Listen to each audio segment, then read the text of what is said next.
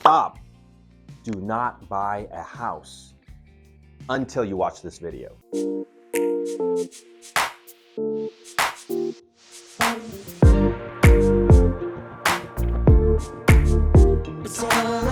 Hi, my name is Jim Fong. I'm a realtor and investor. I've been selling real estate for 19 years, all right? And today we're gonna be talking about buying a home, all right? So first things first, I always like to talk to my clients, why do you wanna buy a house, all right? The most common motivation is, sick of paying rent, I need more space, possible relocation.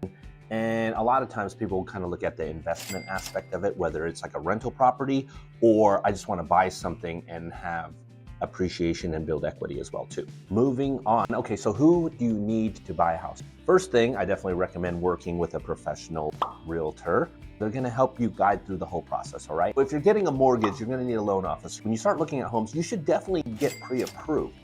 Reason being is, don't you want to know what your payment might be, what your interest might be, all these things. You should know your numbers. I think that's really important. When people say, well, I haven't even found the house that I like yet, why am I going to get a mortgage yet? Well, the thing about it is, what if you do find a house that you like and you haven't been pre-approved, right? In a hot market, that could be gone by the time you get pre-approved.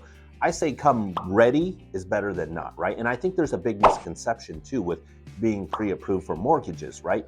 Most lenders can do kind of like soft pulls on your credit too. So if you're worried about your credit score going down from applying for credit and things like that, well, mortgages are kind of special. You can shop around for 30 days on mortgages. It's not going to hurt your credit that much, okay? So that's a misconception, but you definitely want to get pre-approved. They're going to look at your income. They're going to look at your debts and also, most importantly, your credit score, right? Are you good at paying back your bills that you owe, right? So they're going to look at that. They're going to decide what kind of mortgage you qualify for, the rate you would qualify for, and then give you an estimate of what your payment will be and all your closing costs and fees like that as well too. You also would want to work with a home inspector and also a title and escrow officer as well. What does your realtor do for you? Well, first you tell your realtor what you want in a house, how many bedrooms, location, pool, no pool, gated, whatever, this school district, that one. These are all the things you're gonna do. They're gonna show you all the homes that you wanna see. And then when you find one that you like, they're gonna run the comps. They're gonna tell you what is a fair price for this. And then they're gonna help you negotiate a deal, make the offer, work with the counter offer. And then once you get into escrow, they're gonna walk you through the whole process, and inspections, appraisals, so on and so forth. How much does using a realtor cost you? This is a common question.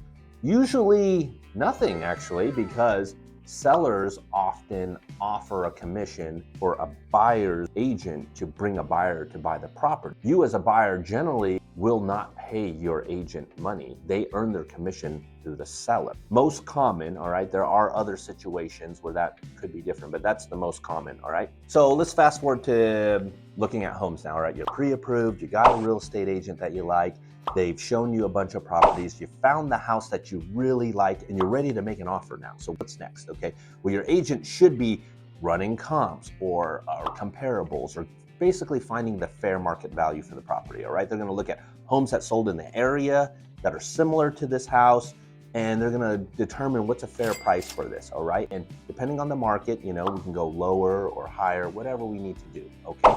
But they're gonna run comps, they're gonna just guide you through the offer process, and then we're also gonna help you negotiate a deal as well too, because a lot of times you might send an offer initially and they might not accept it in that way. They might counter you on price or some type of terms like, oh, we wanna keep our refrigerator, or no, that's too low of a price. They counter back again, but that's part of the negotiations with the counter offers, all right? And your real estate agent will help you with that. There's a couple things that you're gonna do in the offer as well too. Price being one, your earnest money, how much down payment you're gonna put in, the day you're gonna close. All these things are all in the offer or the purchase agreement or the contract, if you will. Now you and the seller have agreed on terms. Now you have a binding contract. It's time to open escrow now. What is escrow? You hear it all the time. Oh, we opened escrow, we closed escrow. What is escrow, right? Escrow is basically kind of like a middleman service that facilitates your transaction. So what does that mean actually is you as a buyer and a seller enter into a contract with each other, right? And in that contract, it's gonna list prices, dates that inspections need to be done, all these little things. Is the refrigerator included? What's not? what's going to stay, what's going to go, all those things, right? Well, the escrow company is the one person that makes sure that you as the buyer does what you're supposed to do. And then also the seller performs as well, making sure, title is clear on the property. There are no liens, possible repairs you guys have negotiated and agreed upon.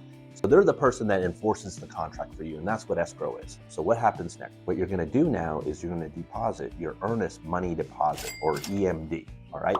So what this does for you as a buyer is when you deposit this money, the seller has to take the home off the market for you now too. So if other offers come in higher, they can't just kick you out of this deal. You put down your deposit now. That's your good faith deposit. And the best thing about it is it's a credit to you. It's actually going to be applied towards your down payment in the future, but it just holds the property for you for your whole escrow process now. Once you deposit the earnest money, the next step is probably to get your home inspected, all right? This is your due diligence period. This is your contingency period, whatever you want to call it. This is basically where you get everyone to inspect the house so you know what the condition of the house is and what you need to fix, if there are any issues or anything like that. Usually when you get it inspected, you're gonna get this long report where they've checked every little outlet, electrical wiring, your breaker box, all your plumbing,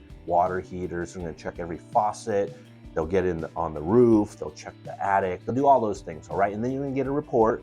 It's gonna seem like, oh, the whole house is falling apart, but don't worry, that's usually not the case, all right? I mean, a lot of times, a lot of minor things, all right? Even brand new homes will have things that need to be repaired, all right? So these are very normal and common in inspections, all right? So once you get that inspection done, this is a chance or an opportunity for you as a buyer to negotiate repairs with the seller. You can say, hey, I want you to fix this, water heater's out, replace that. Sometimes a seller might not want to do the repairs. They might just offer you some credit for it, right? Like, hey, you know what?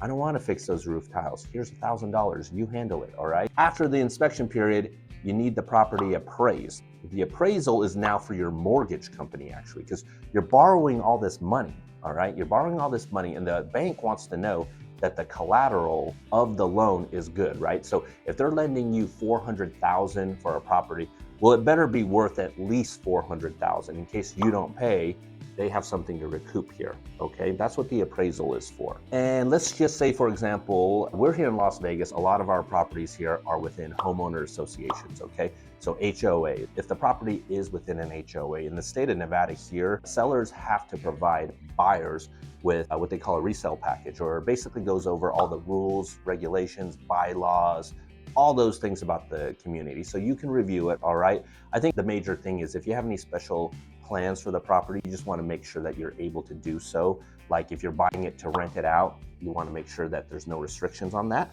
Or maybe you have like a big work vehicle or something, you want to make sure you can park it in the driveway or on the street, whatever, things like that. You just want to make sure that the house that you're buying, you're allowed to do what you want to do with the property, okay? And this is another contingency. You can get out of the deal as a buyer if it doesn't work for you. So after all these things are done, inspection, appraisal, HOA documents, all of those things are done. You're in the escrow process right now. You're getting close to the end here.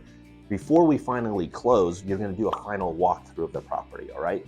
Keep in mind, this is not a re-inspection, but this is a time where you can go back to the property and look to make sure the seller completed all the repairs that they agreed to doing, perhaps. You just want to make sure the house is still pretty much in the same condition that you expected it, or that there are not additional repairs or damage that has happened during the escrow process. So I just want to cover some upfront costs as well too for you, all right? There's closing costs that are paid through escrow, and then there are upfront costs, all right? Upfront costs that are coming out of your pocket during the home buying process would be your earnest money deposit, your home inspection fees, and then your appraisal costs as well. All the things that are paid through escrow is what they call your closing costs, right? So this could include things such as prepaid taxes, insurance, escrow fees, title insurance, transfer taxes, lender fees. All these are all considered closing costs, and they're paid through escrow because you bring this in at the end with your down payment. Okay, these are your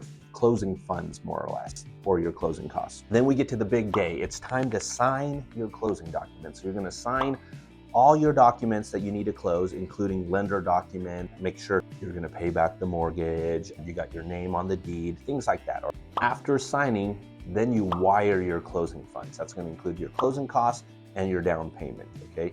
Once you wire those closing funds, they send all the documents to the lender, everything's approved, then the property will be recorded in your name, all right? So they're taking it out of the seller's name, and now they're putting your name on the title, all right? So that's the official closing or recording, all right? And after that, that's it. The process is done. You have a housewarming party, invite all your friends, and you tell them about how good it feels to be a homeowner, all right? I hope you learned something from this, and I hope it encourages you to think about buying a property.